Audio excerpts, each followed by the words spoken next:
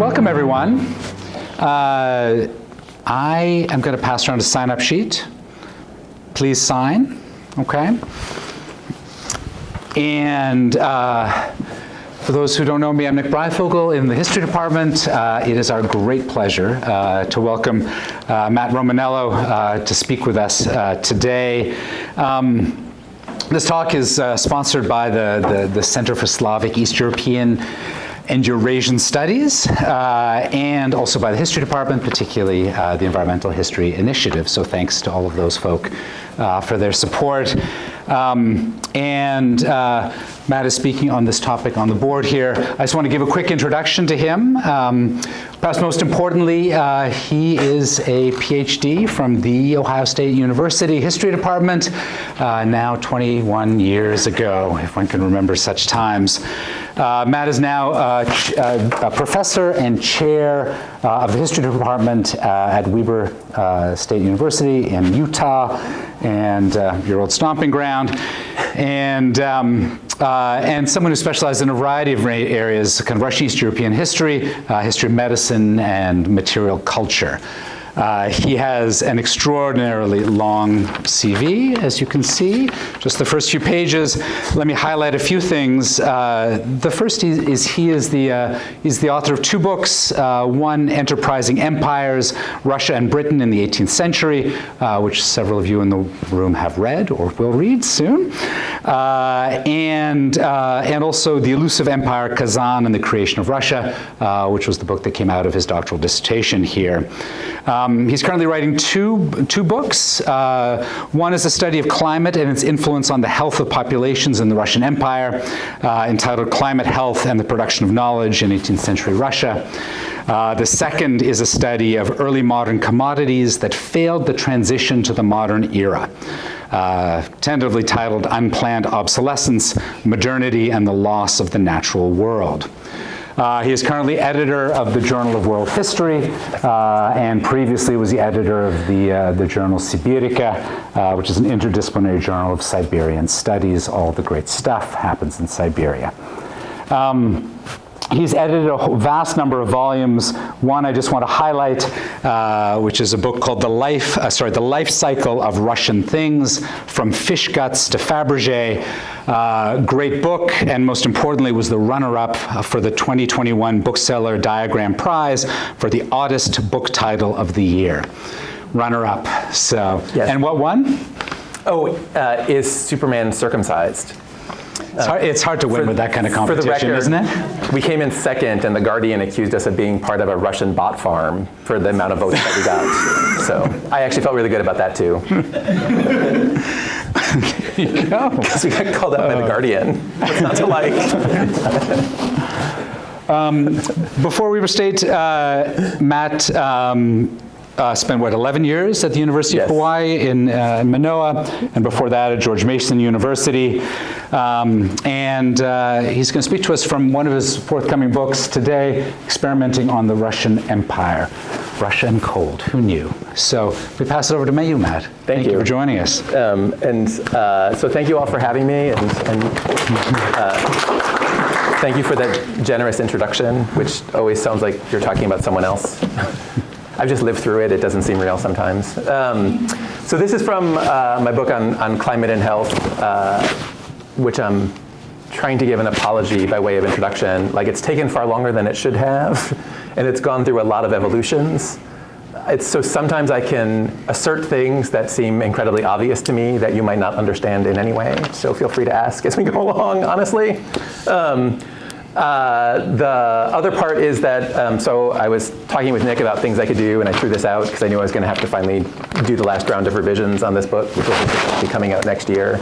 And so as I was cutting together two chapters to make up this talk, I started to think, why did I decide to do this at the 11th hour? It's an odd choice. So we'll see if I make more sense in the end than I am prepared to make right now. That's a really horrible introduction. But the person I want to talk about today, and then the connection, is Matthew Guthrie, who's one of a line of Scottish physicians who went to work for the Russian Empire in the 18th century. It starts really, Peter the Great's physician, Dr. Erskine, is a Scot. Once the University of Edinburgh started its medical program, you could finally get the first MD in Britain's given out in Edinburgh in the 1730s. There becomes this tradition that Scots go and work for the Tsar. So the Tsar's physician in the 18th century is always a Scot. And if they're not working for the Tsar, they're holding high positions, so they get access to information that other people don't have. That's my way of preparing that sometimes I get questions, why are you not talking about Russian medicine? But I'm talking about all the people who are running the Russian medical establishment, so they do have an impact on Russia. And one of the things they commonly do in the 18th century is exploit Russia's unique environment as a way to make a contribution towards science and health. One of those figures that I really had not thought about before I started this project a while ago is Matthew Guthrie, who actually publishes more than any of them. The German physicians who work for Russia publish to make their reputation, and they go back and get a nice cushy post back in Germany. Guthrie actually stays for his entire career in Russia and becomes a really important touch point at the end of the 18th, beginning of the 19th century. So we'll talk about how he enters this debate that's very key in the 18th century. And this is where my long explanation might make a little sense. So today I'm talking about cold diseases, which are not a thing. But in the 18th century, they kind of have a consensus they should be. And they reach this conclusion about hot and cold diseases based on a couple different traditions coming together in medicine to become a broader public discussion across Europe. So part of the story is that over the course of the 18th century, there's a debate about how diseases are transmitted, and there's three camps, which get summarized sort of as the neo-Hippocratic, miasmatic, or contagionist position. And this is where I want you to know things that you might not know. So some older history of medicine people prefer traditionalist, that they're still practicing Hippocratic Galenic medicine. Don't love that term. I'm among the people that prefer neo-Hippocratic, because they kind of rediscover the Hippocratic corpus's importance on airs and climate in the 18th century. And if you find someone talking about the value of climate or the environment on health, they sort of get slapped down with this then traditionalist label if I'm complaining about them in the 18th century. But I prefer they're recommitted to this older understanding about the body sitting at the intersection of a broader spectrum of health.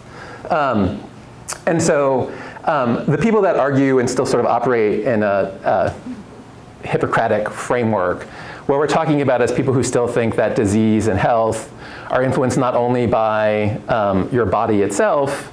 They drop away talking about humors as often, the four substances inside the body, and really focus on the things that outside influence. And so it's food, climate, exertion or labor, evacuations, how much you poop is very important to them, sex, because how often you have sex is a key factor. And now, of course, I'm missing one of the six, but that's okay. So they get really concerned about talking, particularly that shows up often, about climate, the local environment as well, and then also the food. And in that, they pick up lifestyle in general, reflecting the other categories of things. And they become a framework for them understanding how we're adapted or not to our environments. And it's still very influential. Diseases show up then because the environment or the food has gone out of whack. And then your body's uneased or diseased, and it comes out in some ways. The reason why there was other positions floating out there is because it gets hard to explain epidemics and pandemics. How does it affect a broad spectrum? If you're talking about, if it's attached to particular climactic issues, does it affect everyone around the world, as they're starting to document with pandemics in the 18th century?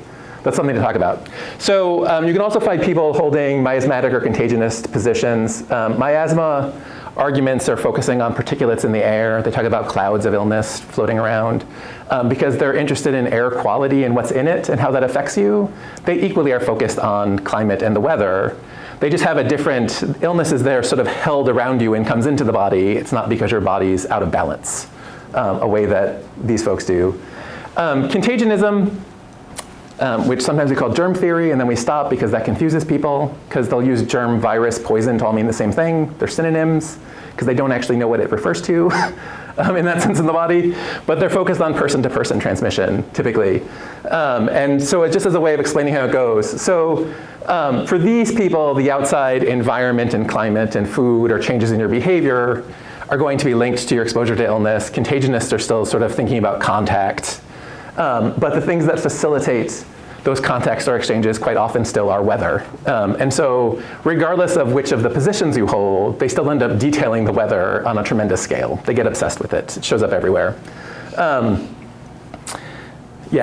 thing that I really have only genuinely processed recently, because I started working separately on some diseases, is it's very possible to find physicians who believe them all at once.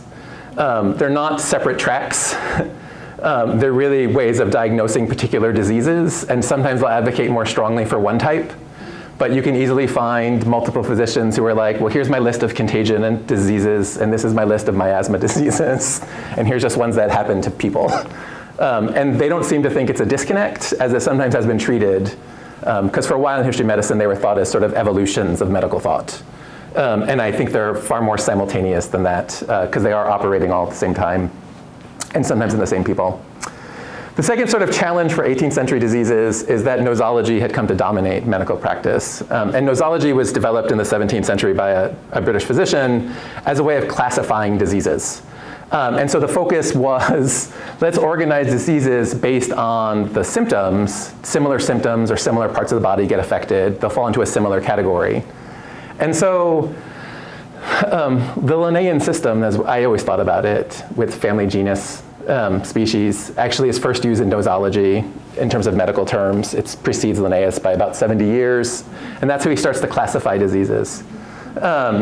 And so the idea that there's sort of a connection based on certain common exposures, falls into categories, really starts to dominate. It gets adopted by medical schools at the beginning of the 18th century, circulates all across Europe. They're all being taught it. It remains very popular and dominant. In Britain, where many of the physicians I'm talking about come from, Cullen's study of nosology, his update of the original version, is among the most widely circulated medical texts in the 18th century. It even gets an English translation by the end of the century, which is sort of unusual for that type of text. And everyone I'm going to talk about today is familiar with Cullen's. So he's circulating these ideas. And so a lot of the diseases that we're going to talk about today turn out to fit into the same category. And I don't want a cold disease isn't perfect in either system. But you end up with a lot of texts that discuss cold diseases based on somewhere between these two types of thought coming together. We're going to categorize the importance of weather and climate, and then we're going to look at the common body of diseases that crop up out of that sort of place. So because they're so concerned that cold climates lead to unhealthy conditions, just like hot climates do, they spend time debating cold diseases. What are the things we most commonly encounter if we move into cold spaces? It's important in North America.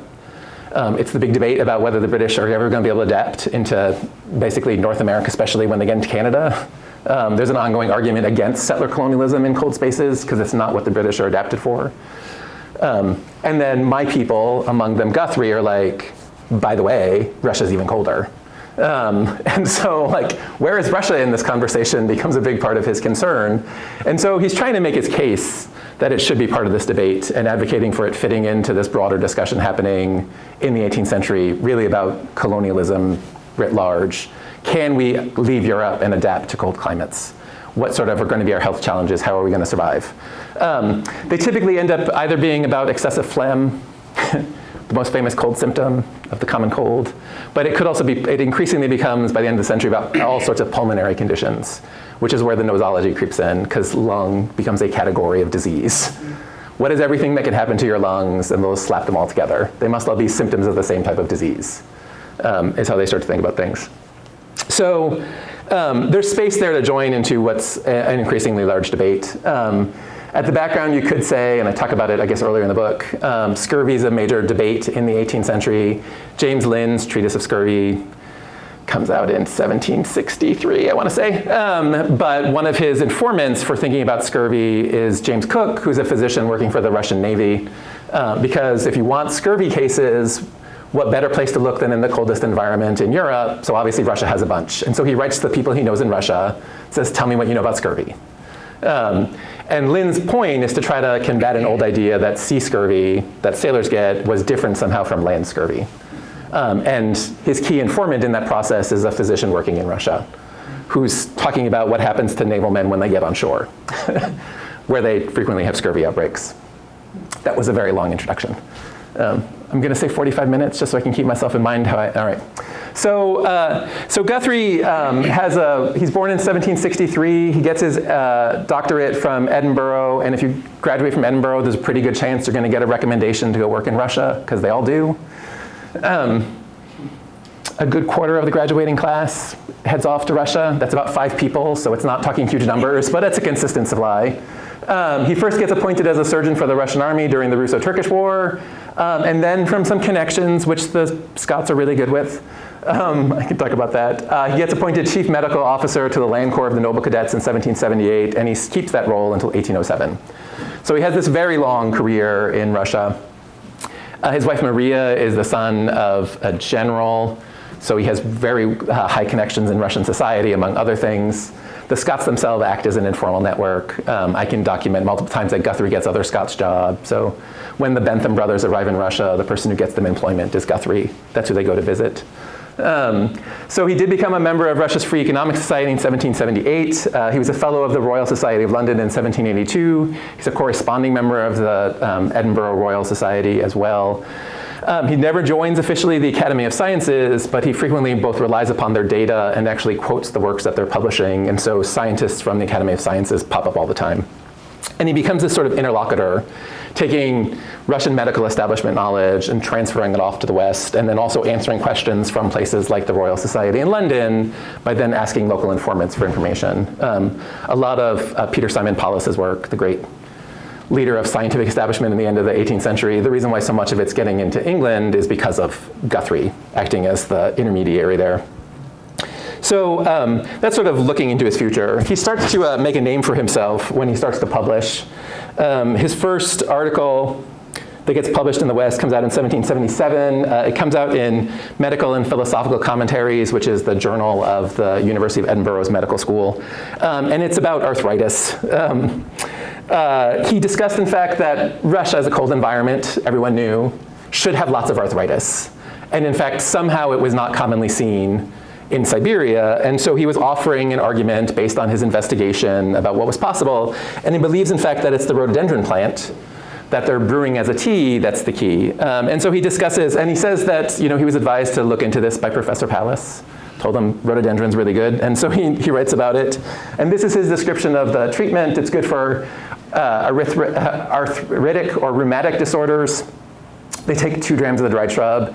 It produces a kind of a degree of intoxication affecting spirituous liquors, and a singular kind of uneasy sensation in the parts affected, accompanied with a sort of vermiculation, which is likewise confined to the diseased parts. The patient is not permitted to quench the thirst once this medicine occasions as fluid, particularly cold water producing vomitin, which lessens the power of the specific.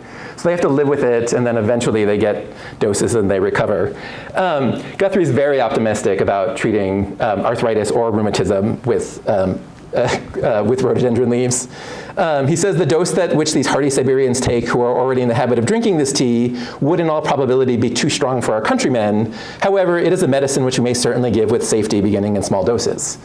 So it's a good, from that you can call him neo-Hippocratic. He thinks that a cold disease in a cold country is going to have a local remedy as expected by the sort of Hippocratic tradition. But he's aware Siberian bodies in this case are not the same as British bodies, and so we have to sort of slowly test the waters to figure out how we can increase it. But suffering from a similar condition, we should offer a new cure. And that's a sort of correspondence that's very common back and forth between East and West. But Guthrie, in for a penny, in for a pound, doesn't stop publishing. The next year, he publishes the first of a series of articles about scurvy, because there's already an established precedent that when the British want a cure for scurvy, they're looking for information from Russia. And so this gets published before he's actually a member. It comes out in Transactions of the Royal Society of London, which is the premier scientific journal of the British world, if not the world at that time. And he was once again arguing about Russia's a great place for treating this cold disease. And his argument is that scurvy is caused by putrefaction, that the pores become blocked, and then they build up in the body, and then that's what resembles scurvy. And so the rotting that accompanies advanced scurvy, when your mouth swells and your teeth fall out, is a symptom of the rotting. And so putrefaction is its common identifying factor, and then the teeth falling out, it's the pathogenomic sign, it's the telltale symptom. The thing about putrefaction automatically means you're a neo-Hippocratic person, because that's who gets obsessed with blocking the pores. Because anything that obstructs the natural flow of the humors outside the body is the cause of disease. And the common underlying element of most cold diseases is that putrefaction has been slapped on them at some point. You're trapped inside, you don't have time to sweat, therefore things are stuck in your body, it's going to produce some sort of illness. It shows up all the time. So here he's talking about the most famous cold disease of all, really, scurvy. And so he says, of course, Russia's cold, and so you all must think in London, they must undoubtedly have sunk under the scurvy, and they are for the greatest part of the year exposed to the influence of those predisposing causes to putrid complaints that make the body of the Greenland seamen livid, so they're suffering from scurvy. Physicians still accepted, Guthrie notes, that bad air within and excessive cold without, joined to the want of fresh vegetables for a length of time is what causes this putrefaction, and then scurvy is the inevitable byproduct. And so he looked at cases he had available to him and recommended a series of treatment options. Russians' first step of avoiding it, because they have very little scurvy according to him, though they're regularly documenting outbreaks of it. We can puzzle that one later. But the Russian peasants always had lots of anti-scorbutic foods, cabbage kvass, rye bread, salted cucumbers. And I still ended up with the version that wasn't corrected. Now I'm irritated. I just put the bracket in. They're all acidic foods, and so they would be breaking up the buildup of the humors inside the body when they consume them. But that's not all they relied on. They also had some customs which intrinsically meant they were adapted or better adapted to their climate, because lifestyle is a key component for figuring out how the body operates. And so what he particularly pointed to was that their clothing was warm, which still seems odd on some level. But this becomes a common complaint about what's wrong with foreigners when they arrive in Russia, is that they still try to wear their regular European clothing. And just not being prepared for the adapted to the environment led them to have excessive amounts of putrefaction. But the third one is one that had been commonly offered across the 18th century, and he goes all in on it, is that they spend more time in the banya, getting steam baths, because that was designed, in fact, to open up the pores, and so it defeats putrefaction. So they wash away with aqueous vapor and afterwards with water in a condensed state, the dirt that by obstructing the pores is so well known to promote putrid diseases. And so he's all in on Russian lifestyle, which becomes increasingly common among these physicians. Russians just didn't have a persistent documented problem with cold diseases despite living in the coldest environment. So there must be something among the Russian peasantry and in Siberia that led them to overcome this challenge. And so for him, it's not just the foods that can fix it. It's actually also the lifestyles they've led that's really important in the process. And so he's very much talking in that vein of neo-Hippocratic thinkers at the end of the century. He starts, or he's at least well-timed, there's a big debate going by this moment. Within a year, there was two debates that came out from people in Russia adding their voices to this conversation. One was from Charles de Mertens, who publishes an article about scurvy the next year in Philosophical Transactions of the Royal Society, comes out after this, in which he says, no, Guthrie's wrong. In fact, maybe the foods work, but the rest of it can't possibly have anything to do with it, because Mertens isn't neo-Hippocratic, so he doesn't accept that the lifestyle part is part of the formula. Mertens was the person who was in charge of the Foundling Hospital in Moscow. He had his own long career in Russia. And this was part of his response, sort of trying to claim space for himself. And I will say his responses to the rest of the Russian medical establishment will soon make him a professor at the University of Vienna, where he goes to spend the rest of his career. But he's like, no, that can't be, the customs can't do it. It's just about the foods and maybe something we haven't seen yet. That's why they're free from scurvy. A fellow Brit, John Glenn King, who is the chaplain of the Russia Company at that time, living in St. Petersburg, has written a series of things on his own about Russia, mostly orthodoxy, but he weighs in the next year to say, Russia's cold, and then it gets published and circulated in Britain. He agrees there's something different about Russia's cold than Britain's cold, which becomes a bigger argument, that it's definitely colder by temperature, but since it's a dry cold, it can't possibly have the same effect on the body. And as long as we accept it's a dry cold and not the moist cold of Britain, that's why they're actually free from scurvy, and the rest of that doesn't actually make any difference. And maybe we want to take him with a grain of salt, because he's a chaplain. He has no scientific background. He's a member of the Royal Antiquarian Society, not necessarily that has credentials. But it's a widely circulated text sort of criticizing the way that Guthrie had framed it. So this is among the reasons why Guthrie writes a response to King the following year, by the end of the year, which is about the problems of the peasant's house. Because this is you want to say the banya doesn't help. In fact, you're arguing that it's something about the way they deal with heat, and then you're saying, in fact, Russian lifestyle is incredibly unhealthy because they spend too much time in the heat, which was one of King's arguments. I'm going to talk about how great the heat is. So he goes all in by the end of 1779 on this article, also published in Philosophical Transactions, about Russian peasant houses. So,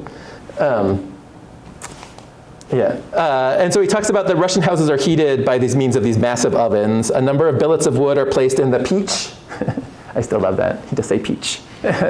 Or stove. And allowed them to, and they're burn till they fall on the height of a massive bright red cinders. Then the vent above is shut up, and likewise the door of the peach of the oven, which opens in the room in order to concentrate the heat. This makes the tiles on which the pech is composed as hot as you desire, and it sufficiently warms the apartment. However, it released a vapor that placed the person into so sound a sleep it is difficult to awake him, but that he feels or is sensible of nothing. It's as if this person had been suffocated by the vapor, which doesn't sound particularly healthy, but it seldom affects Russians. In fact, if it needs to, they will attempt a recovery, which has always worked. What they do is they take the patient outdoors, laid in the snow, in nothing but a shirt and on linen drawers. His stomach and temples are then well rubbed with snow or cold water or milk, which needs to be poured down his throat. The rubbing sensation on the snow is continued with fresh snow until he reaches a livid hue. When the body is then brought out, it then suddenly, miraculously, you bring that out of snow, it returns to its natural color, and life is renewed. And then it does cause a violent headache. But they just then give a paste of black rye bread and vinegar. Guthrie didn't offer any conclusion whether the vaporous was dangerous to the lungs or the circulatory system, and says, I shall leave that to your further investigations. I don't need to talk about it. His only concern was that exposure to the vapor and the danger of the heat, exposure to the heat was so common, it's never been a problem. There's no need for medical assistance. When again, the Russians' lifestyle and choices means they're obviously well adapted to their environment. He's pushing back on that notion. He does agree that if a British person attempted their lifestyle, there's not a high chance of success. And he's sort of like, I think that's what King is getting at. It's that a British person couldn't live like a Russian peasant without causing some severe complications. This is unique to them. He's vocal, he's very public in his debates. It's not a quiet argument. They're having it in the most public forum they can.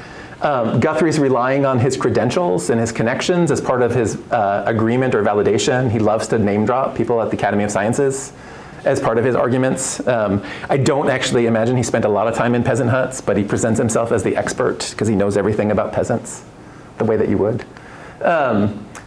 And then you get the biggest challenge of the 1780s that follows right away, and I think this becomes a key moment for thinking about cold diseases. And at the time, it's known as the Russian catarrh pandemic. Epidemic catarrh in 1780 still means influenza to us. And if you read a medical textbook, it'll call it the fourth influenza pandemic. But I spent some time studying this because catarrh is a very famous cold disease. We might not think of influenza as being a cold disease since its most famous symptom is a fever, but it's thought to be a lung inflammation and fell into pulmonary diseases, which is how it fit in nosology.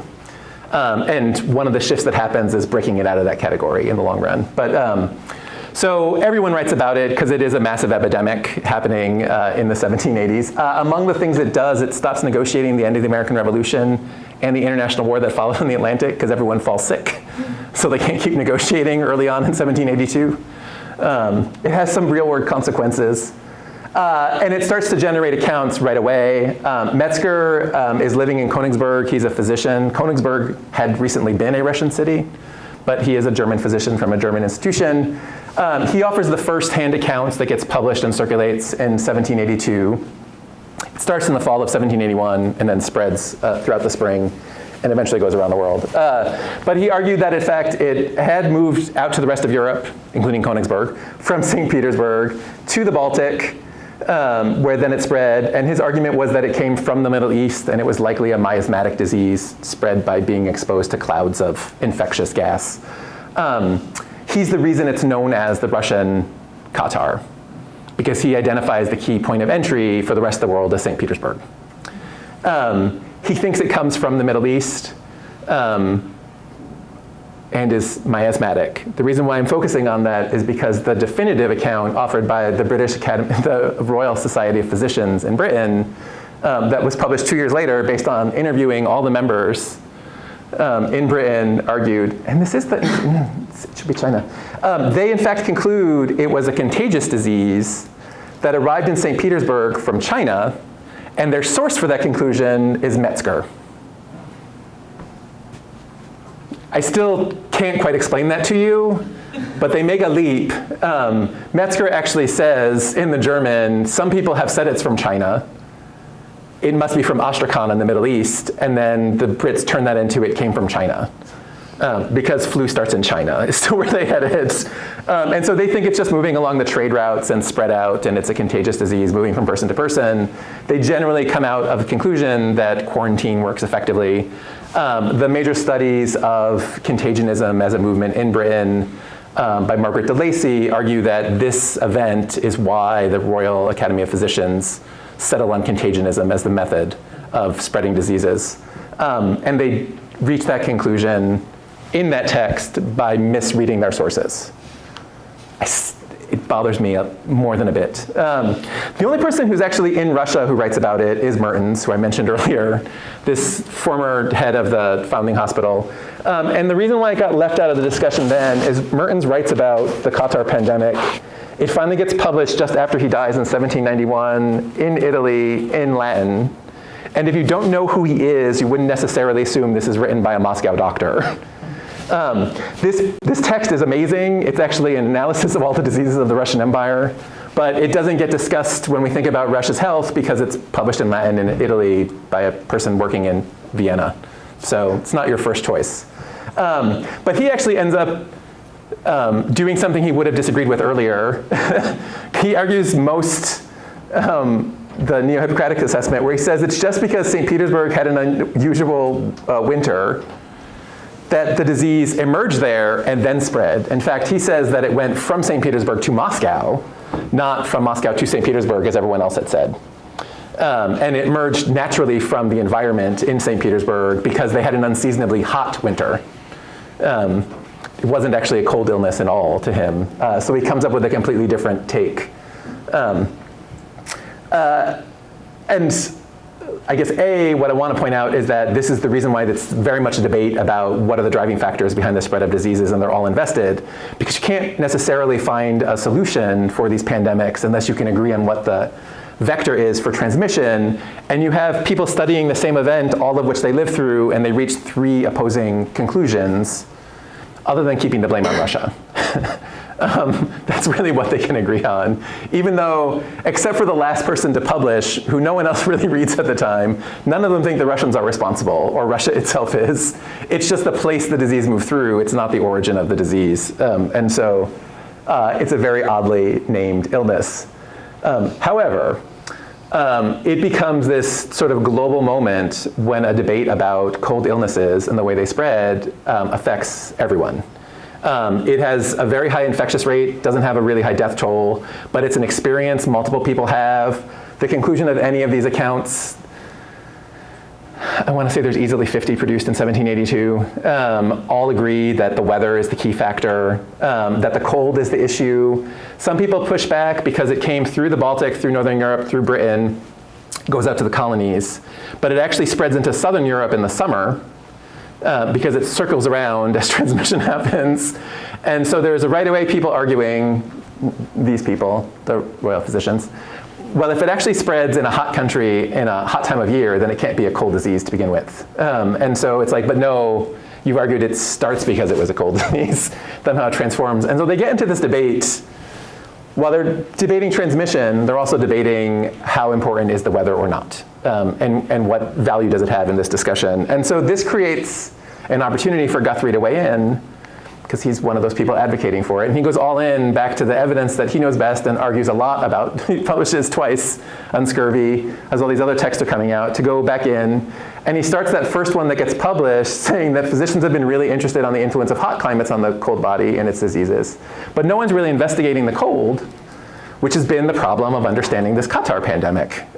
We need to actually respond and think about what's happening.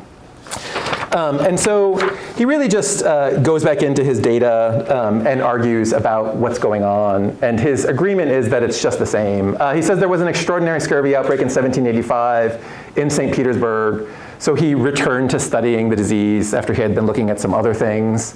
And he agrees, in fact, he might have been wrong in his earliest assessment that everything mattered. But he does more or less agree the solution is, but he actually is arguing what parts of Russia's solution to scurvy applies to people who aren't living like Russian peasants. And what he argues for is clean air, and then being exposed to heat enough to start sweating. So they don't have to go to the banya, but they should go to the banya. He sort of doubles down on his long-term argument that this is actually the key, that it is about putrefaction, it is linked to the cold, and exposure to heat will be the solution. Yeah. What do they mean by foul air? What was the air, what was polluting the air, smoke or what? In the 1780s, they didn't have fossil fuels. No, it's closed air in general. Foul air comes out of the language of talking about sea scurvy. The argument always was it was too much time below decks smelling the bilges that actually exposed you to literal sewage. Right. And so that eventually made your body ill.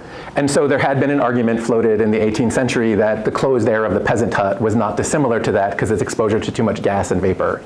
And he said, we couldn't actually treat, these are actually sailors, by keeping them in closed rooms that didn't have circulating air. They needed to be exposed to fresh air and then put into hot spaces. And alternating fresh air and heat was his solution. And if you traditionally go off to the banya, the goal was to take as much heat in as possible, get as hot, and then you ran out and threw yourself, if it's a summer, into the river, if it's the winter, into snow. And so he's basically just replicating that process, just how can we adapt that to a hospital? How is that going to be practical or not? So he's really just sort of doubling down on his argument, but it inspires his major work, a dissertation on the climate of Russia, in which he tries to just sort of understand what is fundamentally different between Russia and Britain in this case. And it's entirely, it's a report entirely based on the long-term project run by the Russian Academy of Sciences to monitor weather patterns in Russia, particularly to keep on taking temperatures across the empire. And so it's a summary at that point of the previous 15 years. I do think that part's interesting because they've been gathering this data for more than 50. And there's some problems with the 15 years he chooses to study, but he takes the previous 15 years and crunches all the numbers. He argues, in fact, that Russia only has 2 seasons. The year is 2 seasons only, as in fact we have but 2, properly speaking, winter and summer, the one season running into the other without leaving well-defined intermediate periods. Guthrie concludes that winter certainly must take the lead, both from its duration and the consequences in this northern situation. The duration of winter is generally from the end of September to the beginning of May. Sounds okay. And winter may dominate the year. He says the air, though it's cold, is remarkably pure and elastic during our severe frosts so as to give the most surprising degree of spring and tone to the human frame. So he's really drawing on his data to make his case Russia's air is just dry. That's what's particular about it. It's cold but dry. So generally he uses this data, it's very positive. The severity of the frost does not lead to suffering in the winter, but in fact is just the reverse. The people in easy circumstances who are not obliged to remain much out of doors, but drive or walk even from one house to another suffer far most than in other countries. So it's the Europeans not adapted to life in Russia that are the source of all the problems and complaints, which they spend all the century doing and continue to do so. The Russians who just accepted or adapted to their environment are quite comfortable. He reiterates all the things he pointed. The warm fur dress keeps the body so comfortable that I am convinced less cold is felt compared to different dress. He says, in fact, Yeah, I don't know if that's what they're. It's driving through the streets of St. Petersburg in our cold, dry air is less severe than those driving around London or Edinburgh during the cold, most weather, because their atmosphere and overall conditions are so much worse. And so even during our greatest cold, it's generally serene and calm outside in Russia. And so he goes all in on blaming the foreigners for not actually having adapted. The things that are somewhat of a problem of when he chooses to come up with this analysis is that he crunches all the numbers and gives their evidence. And the thing that's quite striking to me now is that it's among the driest decades that have been documented in Russia. So it's a remarkably dry period at the end of the 18th century. And so I'm okay with the idea that Russian cold air is drier than others, though maybe not. They're at sea level. I live in Utah. We have very dry air, but we're at 7,000 feet. That's quite different. However, he's talking about what in fact were the driest 15 years of the 18th century, reaching his conclusion that Russia's very much drier than what's happening in Britain from his childhood.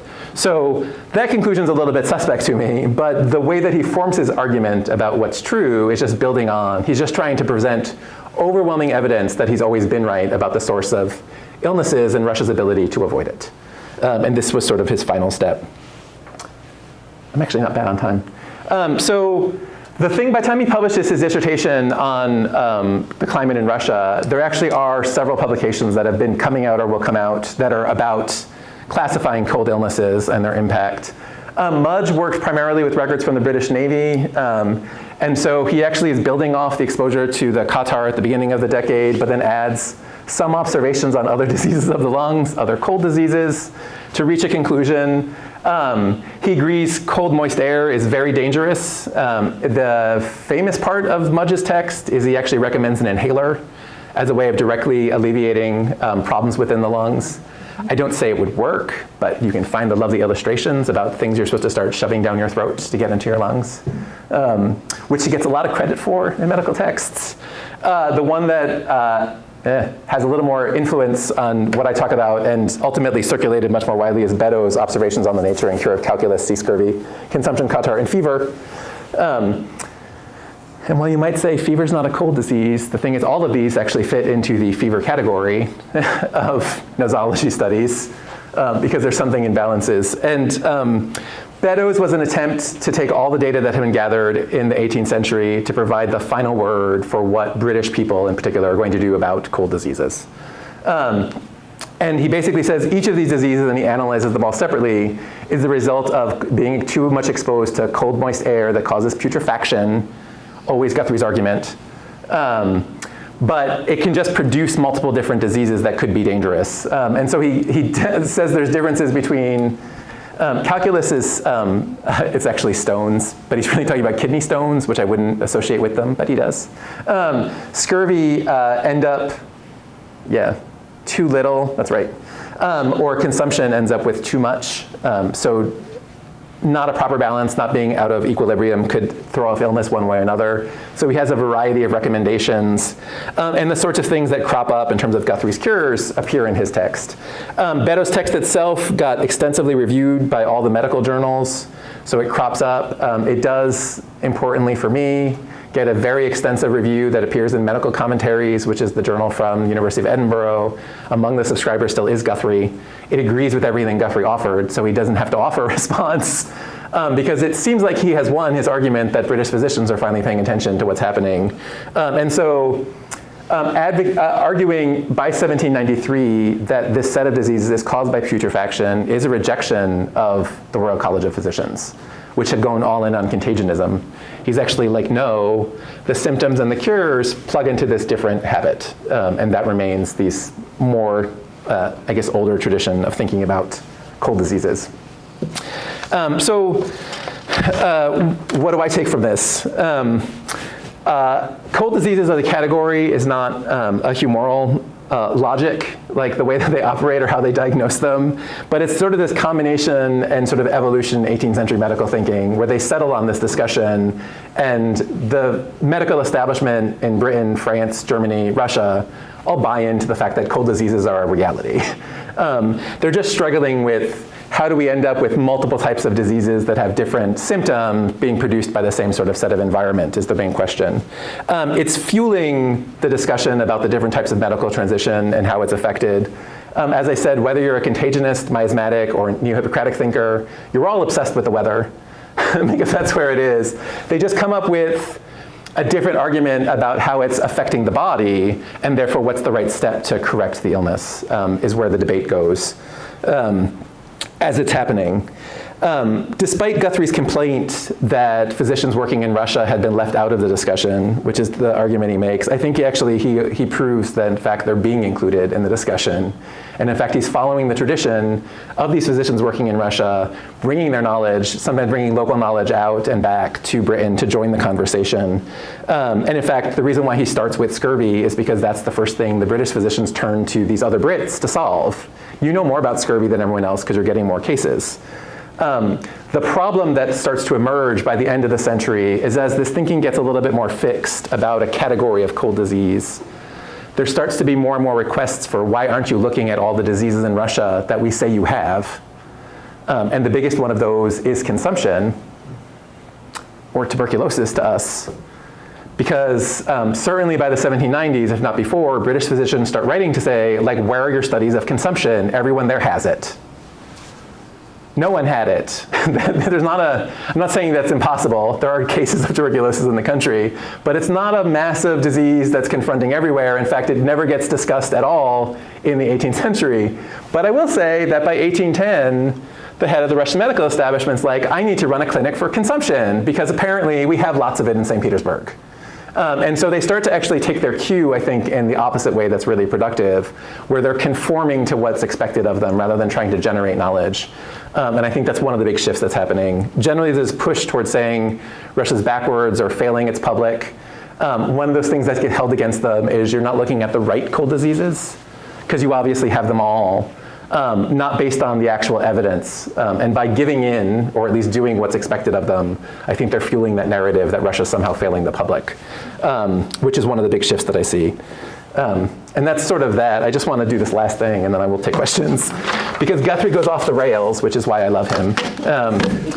So Guthrie's other habit, as was true for a bunch of the Brits, is they become antiquarians. Because especially as Catherine the Great's empire expands, and they get access to the Black Sea coast and Crimea, they just want to go down and study all the ruins. And they're all self-styled experts. They know it all. And so in the 1890s, after Guthrie's wife dies, he actually takes her diaries of their trip to Crimea and edits them extensively, adding in a bunch of classicals where suddenly she's wandering around and debating whether Herodotus walked in her footsteps and how these shrines. And part of that increasingly becomes sort of projecting habits of the ancient world on Russians, of which he's definitely part of. But when he died, he was actually working on his final text, which is this, which only exists in manuscript form at the British Library. It is the most amazingly weird text I've ever read in my life. I am deeply in love with it all. But you can see some of his thinking still sort of creeping in. This is from the introduction. A people living under a rigorous climate and despotic government, with the state of complete vassalage, attached to land and sold with it like other goods and chattels on an estate, leading a life of languor, sufferance, and misery, and perfect ignorance and barbarity. They sound great. Whereas real and actual observations, because that's what people have said, he's going to correct it, actual observations I have of Muscovite bondsmen, though living under frigid climate and absolute government, far more resemble the freemen of Greece than those desponding laws which have represented him. That he's endowed with sensible gaiety, dexterity, and he's born a musician, passionately fond of a light of poetry or music of stage and plays. That launches his wonderful discussion about how every Russian serf is secretly an ancient Greek, living their life in a wonderful ceremony. And so you think they're suffering as serfs. In fact, they've never been more joyous. And he is part of a very pronounced debate in Britain about why Russian peasants are happy, which dominates the beginning of the 19th century. So he is not alone in this. He's actually sitting right at the middle of this growing discussion. And it's interesting to me, just he sort of wraps up. He's still talking in an 18th century framework where political thinkers had really adopted cold climate as a metaphor for cold government or absolute government. and it's oppressive, and it's dangerous. And he just flips it, and he's like, no, actually, they're lovely and joyous and have never been so happy. Because he's still arguing, ultimately, that they've overcome their environment and are well adapted to it, just in a way that's unique at that moment. And so I think one of the fun things for me is you have these men who are trying to defend Russia and do it in a way that's actually really insulting in some sense, because it turns out that they haven't evolved at all in 3,000 years. That's what makes them so great, which is a weird way to end, but that's just, I can't not talk about this text. It's the most fascinatingly weird thing. Anyways, thank you.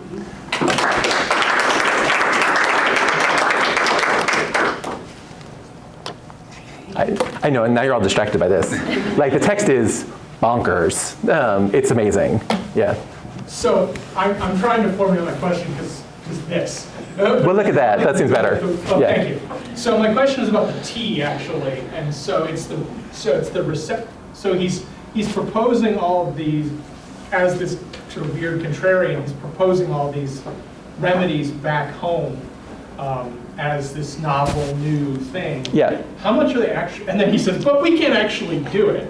How much experimentation with trying these with the Brits actually? Oh. Is this just a novel curiosity No. of Russia versus let's try these new approaches? Yeah, you're asking me such a dangerous question. So, because this I've been really working on for like 20 years, so not the hardest thing for me to discuss. It's knowing when to cut off. They all get tried, that's the point. The way he actually writes it in the rhododendron text is the way that it would get moved. And this is no different than what's happening with India, the New World. They encounter any sort of medical treatment, they'll document it, and then they'll send it back, and then the goal is that they should be experimenting to find out what level is acceptable. One thing always to keep in mind is that in early modern medical treatments, well actually, until the 20th century at least, if not later, medicine's not designed to make you feel better. Right. Medicine's designed to cure the illness. And the way that you know it's working is it should be as painful as possible. So they just so you start at a low dose for whatever is new to figure out how it reacts with that person. Yeah. And then you inch it up till it's as deadly as possible. The one I always use in class, which is still from a 17th century herbal, when it comes to rhubarb, says that 6 doses is deadly, 5 doses is ideal. Because getting up to the point of killing you is where it should be. So there is a discussion which he fits into as well. There's a lot of products they observe in Siberia, and it's not just him, it's all the expeditions that are going across Siberia in the 18th century are doing the same thing. They're asking people about what are your illnesses, what sort of treatments do you have, and then thinking about what do they apply. They find a new product, they'll try it on everything to figure out which one it actually works for as it moves around. But they're constantly experimenting and documenting new things as best they can. And that's always the challenge, like how much can we give people before we put them into shock? And the concern is almost everything the Siberians do causes some type of extreme intoxication. Is that appropriate for a British person to suffer from that sort of extreme intoxication? It's really one of the ongoing concerns in Britain, at least, about what's happening. Linnaeus has a different attitude towards it as he's including things among his documents when it comes to the plants. But definitely Britain surprisingly is concerned about intoxication that doesn't come from spirits. That is not the only Siberian product they accuse of saying it causes something that looks like intoxication. So that's a part of the process. I do wonder sort of when he also thinks that makes them joyous and happy, is it because they're all like high on drugs? Like, is that part of the story? It could be, but that crops up a lot. Yeah. So with that, how much is he engaging with like indigenous knowledge bases? Because when we say Russian peasants, I'm assuming we don't mean Siberian, like indigenous Siberian peoples. Yes, which is always a good question. Guthrie doesn't leave St. Petersburg often. So Guthrie does go on an extensive tour of Crimea and the Caucasus, but that's about it. So when he's taking knowledge from Siberia, it's coming through someone. And most of that is coming through the Academy of Sciences. So there actually are Russians among the Academy of Sciences, but most of the work done in the 18th century is still being documented by the Germans. So you're getting sort of indigenous people talking to the Russian intermediaries written down by the Germans, given to the Brit. So you're getting several layers of translation there that could complicating things on an extraordinary layer. Pallas gets credit for almost everything, especially because, I mean, Guthrie knows him.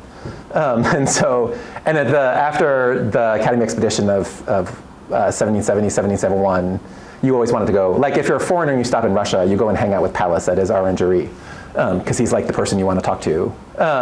So I don't even, sometimes when they say like, oh, Pallas told me to do this, I don't even know if that's really Pallas, or it's just because if you want to slap down and make it authentic, that'd be the person you credit to, because he's the one they know. And he's not alone. So John Bell is another Scot in Russian service, who's famous to me because he does all the work with rhubarb. He also always cites Pallas, even though he actually did all his observation of rhubarb in Central Asia long before Pallas was in Russia, but he still always says it's Pallas. And he acts as an intermediary with Pallas towards the end of his life, where he'll get questions from John Hope in Edinburgh, who's the botanist at the university, and says, I'll send it off to Pallas for you. And then he writes to Pallas, and then Pallas writes him back. Why couldn't John Hope write to Pallas? I still don't know that, but that's who knew him, and so they rely on those paths, but you're getting multiple layers of transmission. So the Academy expeditions are in theory still talking to all the indigenous people, but there's over 300 languages in Siberia of that era, so they're talking to, I have a healthy dose of skepticism about that always. And they're not great, they'll say Siberians, so not helpful. It could be, even if they think they're identifying the group, don't tell me it's an Ostiak, that's anyone in Western Siberia. Great, that really narrows it down. And so all of that's a little bit, one thing that, for something like a rhododendron, which I think of I used to have in my yard when I was growing up, it actually is it's a Northern Asiatic plant from that part of Siberia, from Eastern Siberia still. So it is an unusual exotic plant for them. So it would be likely, at least it makes sense when he says it came out of that area that they could have had it. But the rest of it, I think we always should treat with some skepticism. Yeah. It's so funny to think, talking about St. Petersburg as being a dry, cold climate. Because there's a big difference between Siberia, Moscow, and St. Petersburg in terms of humidity. Yes. But what I want to ask is different. So in that last piece from 1807, it sounds very much, to what extent did he as a doctor interact with other people in Petersburg society? Because I'm thinking of Derzhavin, and Derzhavin's portrayal of the happy, the best estate with all of the sheep and the lace making and the happy girls and the twigs and the birds. Right about the same time. Yes, he is very well connected. Okay. My problem is that I know him from other people's correspondence. So so I have an extensive set of documents about meeting with him on a regular basis, both from the British consul and from the Benthams. Meeting with Guthrie. Meeting with Guthrie, because he becomes sort of this access point, and he introduces them to a bunch of people. Samuel Bentham gets invited and joins the Free Economic Society because he gets sponsored by Guthrie. He gets his job working for the Division of Mining because Guthrie knows the person who's in charge of the Chancellery of Mining. And so he has these connections, but I don't know from the Russian side. Well, because I think about even what's her name? The British woman who spent a lot of time in Scotland, the Russian woman who spent a lot of time in Scotland was Dashkova, right? Yes. Yes. So he knew her. Yes. And she was Academy of Sciences. Yes. So they're all connected. They are. Okay. I see some of the correspondence. They were all corresponding in English. They're all speaking in English. That's a good question. I still think they're mostly speaking in German because that's more common for them. I've seen the correspondence in English. Okay. There is this is where I need Ryan Jones to be standing here. A lot of the German correspondence is published and is available, and the Academy actually has a bunch of the correspondence as well, which of course now is a little bit more difficult to access. But he's even Pallas's letter to John Hope is in English, which actually surprised me when I saw it in the archives, because I didn't have any indication at that point that he was that fluent in English. I mean, it made sense, because the scientific community is so big. Right. So I have read a lot of it in English from the archives. But you get a very weird, since I've done most of my work in Britain, I have a very weird segment of correspondence. But it's mostly because I know the Scottish physicians. That's who all of this work is driven by. So they're a very weird sample of what's going on in St. Petersburg at that time. Right, but the work I've done in medical history is mostly end of the 19th century, and they were all completely aware of everything that was happening in Scotland all the time. I mean, the way 100%. in which the journals, they all knew, oh, Yeah. there's something opening up in upstate New York. Oh, there's something over in, it was crazy. Yes, that's this year at AC's, I'm doing a paper on Richmond, who gets killed by electricity in 1753. And the first obituary for him is published by Benjamin Franklin in Philadelphia. Yeah. Before the Academy. The Academy nosifies him, and then he publishes the obituary. This is Lomonosov, that guy? Yes, yeah. But it's already like, and so you get these sort of weird glimpses about how small that world is. Yes, Cool. that. Thank you. Yeah. Yeah, I mean, I really love this discussion of what kind of cold you're in, and the cold, again, I mean, heard of the dry cold St. Petersburg. Oh, what? I lived it. It wasn't dry. Well, because, I mean, as I know through my own work, like this wet cold of Alaska is often cited by a lot of the governors who come from Siberia as being this horribly disease-ridden place, and it's the Baltic Germans from the St. Petersburg area who are like, oh, it's actually pretty similar to Petersburg. We're all fine here, right? Yeah. So I was curious, in Guthrie's travels, I mean, he sort of traveled to the Caucasus, Crimea. Does he ever make any distinguish between different climatic zones in Russia, or is it all just dry cold? That's an excellent question, actually. So dissertation on climate in Russia is just the records from St. Petersburg. And that's an intentional choice on his part because they have weather stations across the empire. So he had access to far more than he uses. But it's at that moment, what he's doing is responding to people complaining about St. Petersburg, mostly. Long ago, I gave a paper that was really just about British men complaining about living in St. Petersburg, which is a common trope. The British hate St. Petersburg in the 18th century. One, they're in a very bad economic situation with Russia, because Russia overwhelmingly dominates that relationship. I mean, Britain's second worst economic relationship in terms of the balance of trade, it's China, and then it's Russia, and then all the others follow way down the list. So they hate being in Russia. St. Petersburg is incredibly expensive. They constantly complain. More than once, a British ambassador gets turned away at the palace because they're dressed like a peasant, because they don't dress well enough to actually get let in to Russian royalty, so they hate it. And so their easiest argument about why they had to leave was always that the weather is inhospitable, it's making me ill. Like you can hardly pick up a letter from a British person in the 18th century that doesn't start with a complaint about what their latest health problem is. And so Guthrie's career as like the center of Scottish life in St. Petersburg is really arranging for Scots to get permanent jobs in Russia. And so it's not surprising he spends all his time being like, I know all those other people keep telling you it's horrible, but actually it's so much better than being in London. We have this wonderful dry, cold air. It's very healthy whenever you step outside the doors.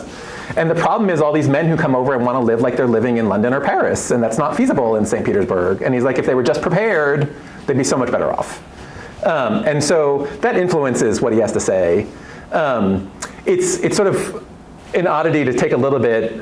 He's sort of capitalizing on the fame of cold diseases because of the catarrh epidemic to sort of be like, oh, by the way, as I told you already, I'm literally the world's leading expert on cold climates. Let me write some more about it. While he's also then trying to sort of spin Russia's climate in a way that doesn't hold up if you take a second to sort of step back and think about it.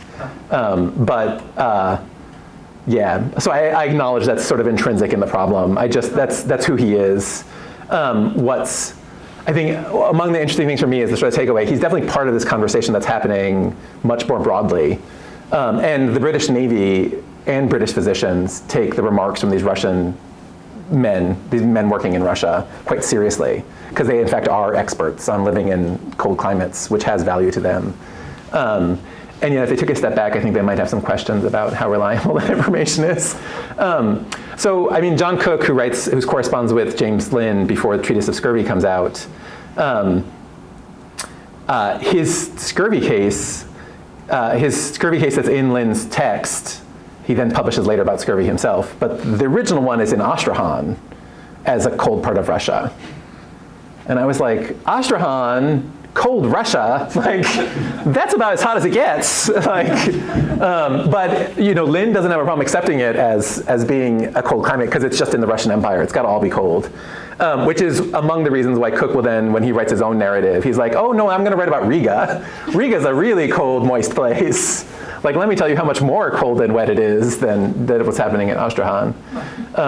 So there definitely is a way they're sort of, I want to say, weaponizing outside expectations of what the Russian Empire is like to help build their reputation, which is both adding to information generally in this larger scientific debate that's ongoing, but also among the reasons why they get called out by the end of the century for not writing about the right sort of diseases. Because you've spent a century convincing us that Russia's like this. Well, we all know that that climate should be producing these diseases, so do something about it. Yeah, which is why the consumption trials go so badly in the 19th century. But so they're playing with this correspondence. I don't. Yeah, and again, sort of like dealing with indigenous people, you need to take it. You need to be cautious. Like, I'm not delivering absolute truths. I'm delivering a discussion about how they're trying to frame the world that they live in and what they think they can benefit from it. Yeah. Question? Thanks for the talk. Do you know if the medical schools in the different countries taught the students to treat the same disease differently because they're in a different country? Some of both. They're always supposed to pay attention to local conditions. That's essential for 18th century. But the way that they're taught and the structure of the curriculum is very close to being standardized in the 18th century. Across Europe. University of Leiden takes the lead at the beginning of the 18th century and develops what was at the time a really innovative curriculum. The biggest innovation is that you were supposed to actually see a patient, which physicians had never done before. 1703, big change. But their physicians from Leiden were in highest demand at the beginning of the 18th century, and so other universities either started wholesale adapting their curriculum and its lessons, which included nosology, this typology of diseases they rely on, or they just hire people that have been trained in Leiden to just come and teach the curriculum. And so the majority of medical schools in the 18th century are all running the same curriculum. The way they view the world says, though, you still have to pay attention to local conditions. So every physician's keeping a running list of temperatures, climates, weird storms, because that's part of the way they understand what's happening right now. So it's a mixture of both. And that's, I wrote a paper on mumps, which was neither here nor there. But the thing on mumps is, by the time people finally understood that mumps was a disease, which is news in the 18th century, it gets discovered by physicians because they apparently had never seen a child or had kids. I don't know where it came from, but that's how it starts. So the publication of the mumps start because the physicians in the 1750s is like, I was very embarrassed because my patient came and told me that her child had mumps and I didn't know what that was. And so that I went to go find a text on mumps and it turns out no one's ever written on it. So here's a text about mumps. So it creates that, the guideline for mumps where they think it's the same set of, they understand the progress, they understand how the disease works, they understand more or less why it spreads. But the last step is always check with a local physician because the advice I'm giving you from London isn't going to work if you're in Philadelphia or in Italy. Like, they're different conditions, there's going to be different factors that you have to account for. So when they synchronized the teaching of the medical schools, was it because the communications were better in the 18th century than in the 1650s? A bit. I mean, communication exchanges are better. It's also just because the success of Leiden and its physicians was a lesson. It's the popularity of the institution. If you wanted a surgeon, you wanted them trained in Paris, which was the best school for surgery in all of Europe. If you wanted a physician, you wanted someone who was trained in the Leiden curriculum because that produced the best physicians as they knew it. Till the end of the 18th century, it's also not a big market because there's very few medical schools. The first medical school in the British Empire is in University of Edinburgh, and that's from the late 1730s. Cambridge, Oxford, and UCL can license physicians to work in Britain, but none of them had medical schools until the end of the century. I mean, so even in Britain, the American medical establishment in the colonies are all people trained in Edinburgh, because that's the only place you could be British and go to school. That's part of what's driving the similarity of the curriculum and the similarity of thought is that they're coming out of a very narrow pipeline of schools. Evolution of higher education. Yeah, I mean, and that's in Russia, There's, if you're not from Edinburgh, which all the Tsar's physicians are, but not all of them, they come out of Halle, Tübingen, or Jena. And that's 90% of the physicians that work in Russia in the 18th century. They're only coming out of 4 schools. So one thing that you can pretty much guarantee is they generally all agree with each other because they're mostly all being recommended by the same professors to go off and work inside the empire. So it creates a uniformity of thought. And that's part of the puzzle. Yeah. I had a question. I mean, you've touched on this a little bit so far, but I'm just curious about what is the influence of these ideas in the sense that if we're developing these ideas about cold diseases and cold climates, how does that affect British interactions and British settlement in North America? Yeah. And does it affect at all how elite Russians are thinking about their own climate and their own place? My sense, certainly of reading folks out in Siberia, is that they would not have agreed with how lovely and healthy everything was, and that they have a long list of ailments and all sorts of problems. But I'm just curious whether, I mean, are there any Russian elites who are reading Guthrie who are having, is this changing how they're thinking about their climate and their place and what it means to be Russian? So I'm just thinking in the kind of 2 directions, as well as, I mean, you mentioned the Navy before. Navy, that is, in terms of what they're learning. But I'm curious, what's the impact of these ideas more broadly? Wow, that's a big question. So part of what I do in the book is think about the way that the information that's being generated and exported reflects shifts in the trends of what's happening with Russian medical developments. So I'm still not confident to tell you how that plays out across the empire. I'm okay talking about what it means for the physicians working in Russia. The challenge sometimes is the physicians working in Russia in the 18th century are not Russian.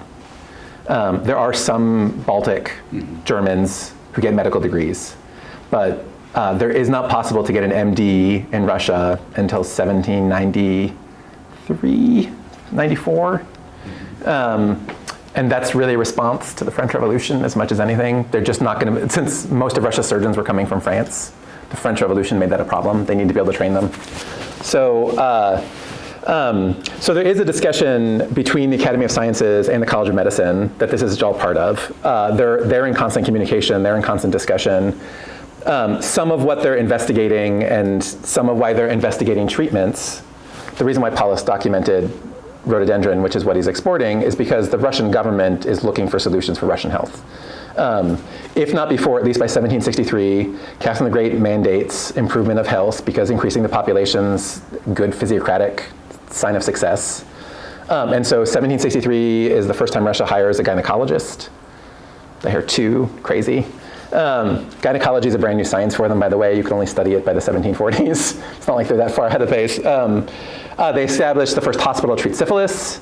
Gets established in the 1760s, and then they launched the medical translation program where they're trying to get more knowledge in from Europe to make it more accessible, because there is an attempt to create positive health interventions. And so this is the parts of it that are spinning back to Europe. Some of it's them taking in information by hiring people being trained in Europe, and then also their investigations, the knowledge they're generating is going back the other way, becoming part of that conversation. And so he's part of that puzzle about how Russia has ongoing investigations by the Academy and by the College of Medicine to be trying to figure out what are the sorts of things we could be doing to improve the health of the public. The Russian government's interest and the Russian officials' interest was never only in the cold diseases. It's in the diseases they know are problems for the empire. So syphilis and smallpox are as or more important than the things I'm talking about today. The reason why these go back is because the assumption from Europe was that Russia must know more about cold diseases than the rest of us. Scurvy is the thing that's blamed for decimating half the population of Siberia, though, to be fair. I mean, that's in the very infamous denunciation of the Russian Empire that comes out in the 1750s, when they get called out for killing half the people in Siberia. It's really scurvy, smallpox, and syphilis, but as the big 3. So they do establish, so Russia has 2 hospitals for the treatment of syphilis by the 1770s. That's as early as Britain has 2 hospitals for the treatment of syphilis. And they're both based on the London Lock Hospital. You lock people in until they're supposedly healthy, because it keeps them from circulating. You don't want that. Russia launches its public smallpox inoculation program before most countries in Europe, which has some problems. They have 4 clinics for treating smallpox all across the empire, so I don't know how they'd achieve the universal status, because you could get treated for smallpox if you lived in St. Petersburg, Moscow, Kazan, or near Chinsk. Yeah. That was apparently enough. Just filter out from there, everyone will be okay. But that's part of the way that the government's sort of intentionally trying to demonstrate its commitment to public health, which is all this is what a part of. And that's, I just think, by the end of the century, there's a problem when the French call them out for killing off people in the empire, which is a little bit about French having problems in North America and projecting them onto Russia, because that's how they could still talk about things. But part of Catherine's government, at least, is trying to sort of turn the conversation around to demonstrate Russia's really a successful interventionist, public-spirited place, and then they keep having problems with disease. But the sort of growing irritation with the Russians for not doing the right diseases is still where. So there's that sort of disconnect that drives that last when you get into the Napoleonic era, where Russia is taking not grief as they had in the middle of the decade for the diseases they did have. They're now taking grief for not doing enough for diseases they don't have huge problems with, but they should have. And it's just the oddity of sort of more information spreading is that there seems to be more disinformation spreading about what's going on in Russia. That's a bigger phenomenon in the 18th century. Not the least of which is you end up with Russians in the medical establishment. So it's not people from Scotland and the middle of Germany defending the health of the Russian Empire. You're now getting Russians doing it, which is not as convincing to the rest of the world. Wow, that sounded good. I should write that down. I might need to remember that for my book. We got you recorded. That's actually really helpful. Yeah. When did this tradition of Scots going over to Russia to work as medical officials end? Oh, it's in the 19th century. Okay. And I don't even know how late in the 19th century. I stopped looking by 1850. Okay. So through Nicholas II, so Nicholas I, who's on the throne till the Crimean War, they're Scots from Peter the Great all the way through. So that's at least 150 years. I still actually can't tell you why Erskine ends up there, and I've actually read his correspondence. But Peter the Great, on the trip on the first embassy, he goes over to Britain. He hires specialists. He hires his physicians in Britain, even though he tours the medical facility at Leiden when he buys up the anatomical collections and the beginning of the Kunstkamera collection. But he brings back Erskine with him and then Erskine starts to arrange for other Scots to come. The Jacobite rebellion hits. And then suddenly, Russia's a lifeline for people fleeing the British government. And that makes them very persistent from then on. And they're very good. The physician at the top is amazing for recommending his successor. They have remarkable success about it. One of the oddities, and one of my favorite oddities of the end of the 18th century, is Catherine the Great's physician for her, as the entire time she's in charge, is a Scot who does his very best to take no public stance on anything, which is very different than his predecessors. What he's doing the whole time is lining his pockets with as much money as he can take. But I think one of the reasons why Guthrie ends up really pivotal is because, to a certain extent, the person at the actual top, Rogerson, sort of disavowed what had been the role of that person. But Rogerson does recommend the person who becomes Alexander I's physician at the beginning of the 19th century, which is Alexander Crichton. Crichton actually recommends his nephew to take over for Nicholas I. So there's a progression there where they step back up. But this is a big chunk of the Scottish diaspora, especially post-Jacobite rebellion. Yeah, Erskine, I think, was still sort of a weird choice of all the people that he could have started with, quite honestly. I'm increasingly convinced a little bit, because I was reading something else not that long ago. So one of Erskine's interests when he was in Russia under Peter the Great was investigating potential spa sites. He was looking for good mineral waters. Peter the Great was apparently sold on the value of mineral waters. And so he might have hired someone who was thought to have special knowledge about the benefits of mineral waters. That's at least a suspicion. There's some commonality there between Peter's interest and what Erskine did while he was in the country. But I don't know if Peter could have just told him, look at mineral waters. Alexander Crichton, Alexander I's physician, is a specialist in psychology, and I'm still thinking Alexander hired him because he knew he had problems. But I'm not ever saying that in print. Just saying apparently on camera. Psychological problems, by the way, are cold conditions because the brain is mostly phlegm, in case you were wondering. Just FYI.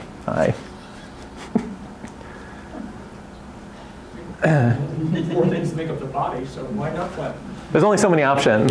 Yeah.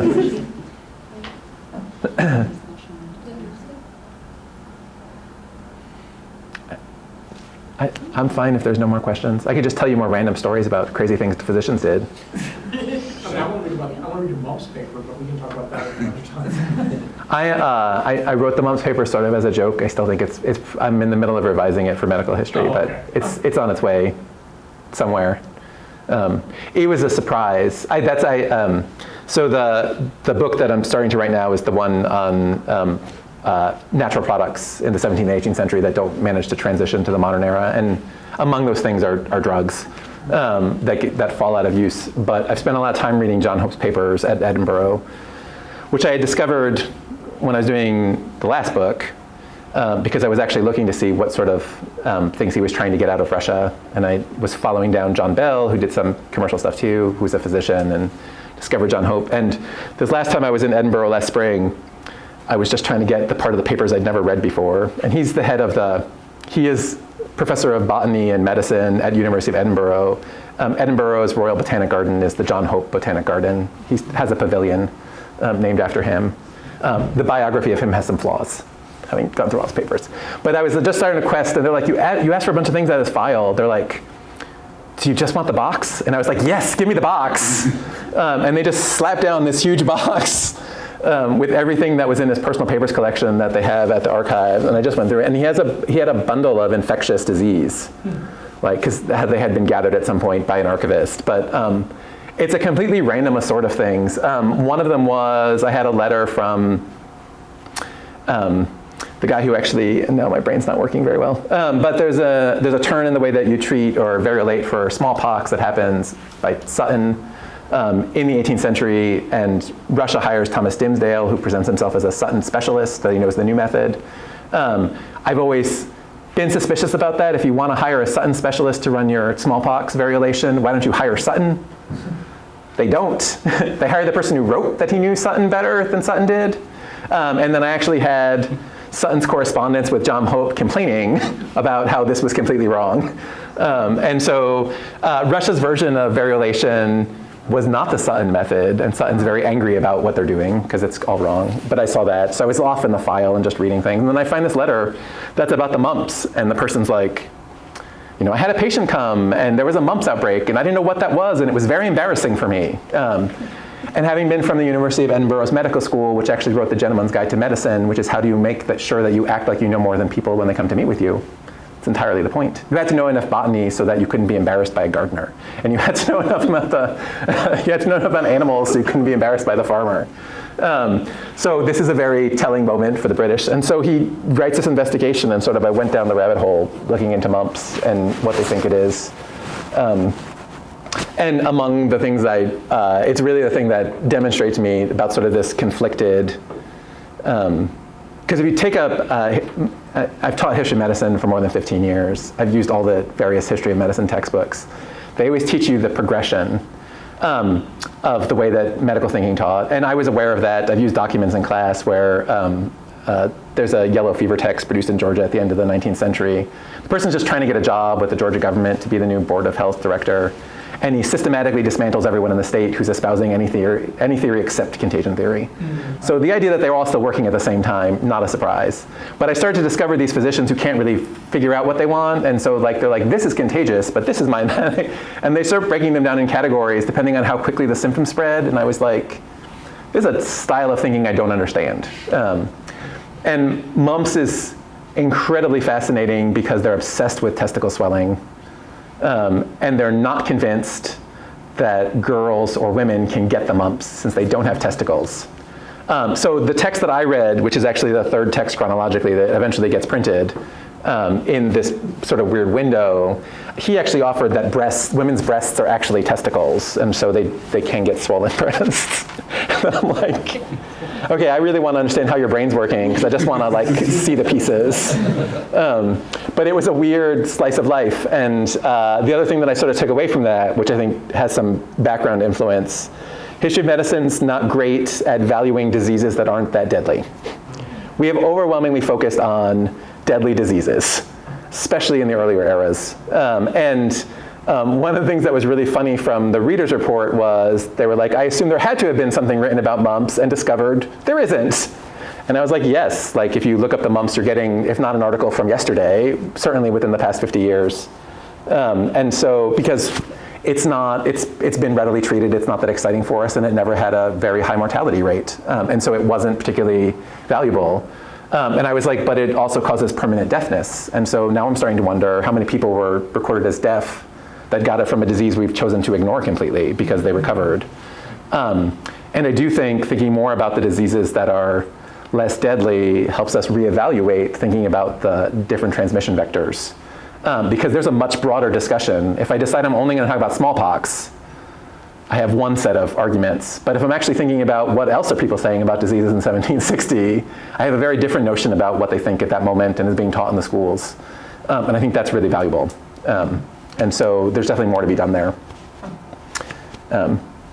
Yeah, so there's also this amazing guide to childhood diseases that got published in the 1770s, which is interesting, because children have their own problem. General life advice. But they have a lot of different diseases than you show up, and so they have to develop a different type of medical thinking to understand it. So there's a lot more going on there than has really been done. It turns out that last year, one person wrote the first article that talks about mumps before the 20th century. And her article is almost entirely at the end of the 19th century. So there's that's when I worked on the catarrh pandemic of 1781, there's 3 books that are on influenza. All of them mention it. None of them give it more than 2 pages. And I was like, without trying, I found more than 50 texts published in 1782, and they don't all agree about what's actually happening. So I don't know how one of them actually has a map that shows the way it transmitted. And I was like, let me just slap down some other documents that contradict what you're saying right there. And even those references come from a late 19th century collection of the history of influenza produced in Britain that selected which text got included to sort of create a coherent narrative about the change in influenza notions. And I was like, I hate to tell you people, but that book was wrong. Like, the texts they've chosen don't actually talk about most of what's happening in the way that people debate this disease. So there is a lot more that needs to be done. It's basically all yet to be touched. Anyways, yeah. Love it. Yeah. So the trajectories of knowledge geographically, is it principally moving from Western Europe into Russia? Is that what you're seeing, or are you finding other avenues? I think that's I'm seeing this. It depends on what do you think the knowledge is. I still sort of they inherit a legacy of German ethnography that projects, but the information they're extracting is not necessarily what German ethnography produces. People working in Russia are contributing to Linnaean typology. So 2 of the botanists working for the Academy of Sciences think Linnaeus is an idiot. Linnaeus, of course, dismisses them because he's a very angry man. So angry. Linnaeus' correspondence is so fascinating because he just hates everyone that disagrees with him so bluntly. But Mielin, who's on the second Kamchatka expedition, had a relatively kind relationship with Linnaeus. And so he and Linnaeus get into extended debates about the way they're using typography and how it's going to apply. So I do think there's people in Russia contributing to what we think of as Western knowledge and the way that it's producing. I won't say that they're not taking things produced in the Western parts of Europe and then bringing it into Russia with them. I think that there's a trajectory where there's a greater expectation they're going to conform with the way that Western knowledge is being produced that gets more pronounced by the time you get to the end of the 18th into the 19th century. They are always, the Russian Empire is just like every other early modern empire. They're incredibly fascinated with what's going on inside the entire empire. They want to understand it in its own terms. They think that's a better way to manage it. What they do with that knowledge becomes the question about whether it's valued or not. Part of the Other project is to think about the way that what we associate with modernity, or at least industrialization, is also about devaluing indigenous knowledge and ways of knowing, which I do think is going on. But it creates all sorts of moments of problems along the way. I mean, that's what, when I was writing about isinglass is not like from the musical. It's, in the US, isinglass means sheets of mica that you use in replacement for windows, which is why it shows up in Oklahoma. Isinglass is dried fish bladders, and you use it as a way of settling out sediment in both brewing beer and also if you're pouring wine. You're supposed to throw in isinglass, let the fish bladder dissolve, and then pour out clear liquid. The highest quality isinglass in the world was well known to come from Russia. But it doesn't actually come from Russia. It comes from the Volga and the Caspian. It's only ever produced by indigenous fishermen along the river and on the Caspian. And the Russians don't bother figuring out how they do it until the British actually go in to investigate. And then the Russians are like, oh, maybe we want to know that too. Because otherwise we're not going to be able to keep selling them what we're selling. Because the Russians were quite happy to just get it and sell it. The long-term arc is that the British develop a chemical process where they can take any fish, mostly cod, and then treat it chemically, and then use it to replace Russian natural isinglass that did not need chemical treatment to actually dissolve correctly.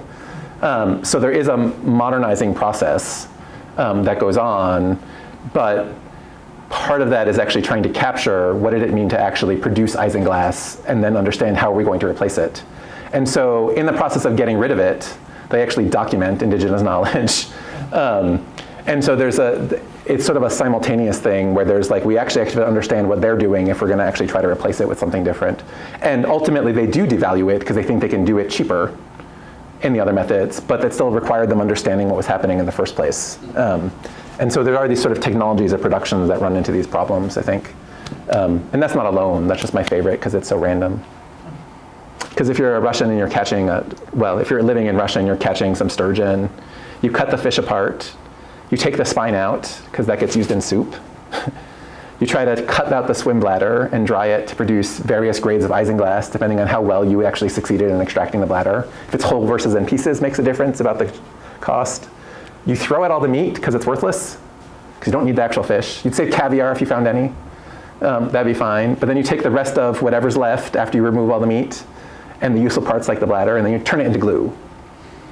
And it's like, okay, so they think that the least valuable part of a sturgeon is the actual part you eat. That has no value. But we're happy with the spine because we'll use it to thicken soups. And we'll sell caviar to foreigners because they apparently don't know what they're getting anyways. And then we'll just render some, it's a weird, I still don't get it. And I've spent, I don't even know how long thinking about that. It was a super weird moment, by the way, and then I'll stop. When I was actually writing about isinglass, and someone said, how do they get fish out of the rivers? And I was like, oh, actually, I know that. And I told them, and they're like, how do you know that? And I was like, I have all those documents from the archives for my dissertation that I never used. And it turns out I had this whole history of fishing that I never made any sense out of. Anyways. And now you have? I did. It took 20 years. I love that we're stopping on dissertation, fish bladders and spines. Let's give Matt a big round of applause.